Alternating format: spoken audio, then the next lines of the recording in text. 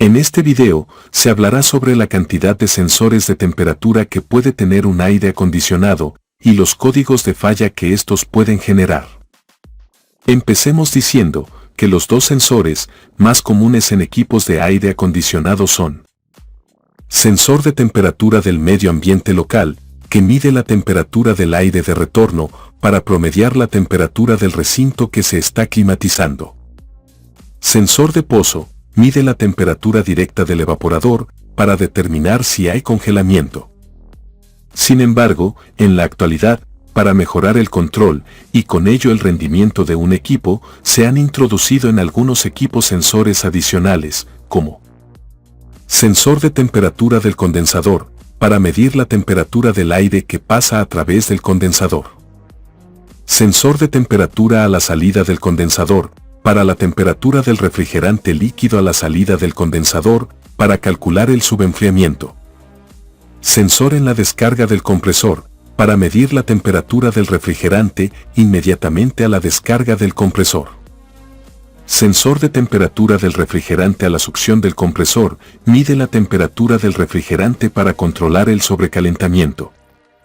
Ahora veamos algunos códigos de falla asociados a estos sensores. Los códigos de falla asociados al sensor de temperatura del local son E4, E2, E1. Los códigos de falla asociados al sensor de pozo son E3, E5, E2. Los códigos de falla asociados al sensor de temperatura del condensador son F1, F6. El código de falla asociado al sensor de temperatura a la salida del condensador es F2.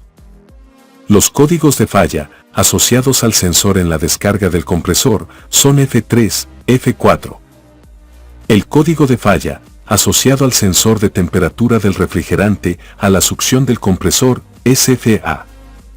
Como el procedimiento de diagnóstico de cualquier sensor de temperatura prácticamente es el mismo, veamos las siguientes recomendaciones para afrontar cualquiera de los anteriores códigos de falla. 1. Verificar las conexiones del sensor. 2. Limpiar las conexiones. 3. Confirmar la posición correcta del sensor.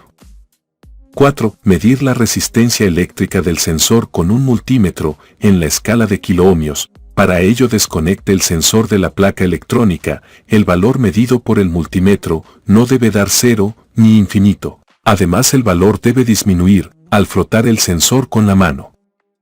5. Si posee el manual del equipo, verifique si el valor de resistencia medido con el multímetro coincide con el valor de resistencia aportado por el manual. 6. Verificar la alimentación de voltaje que hace la tarjeta al sensor. Para ello, sin desconectar el sensor, con el multímetro en la escala de voltaje de corriente continua, mida el voltaje en la conexión del sensor, el cual debe estar cerca de 2.5 voltios.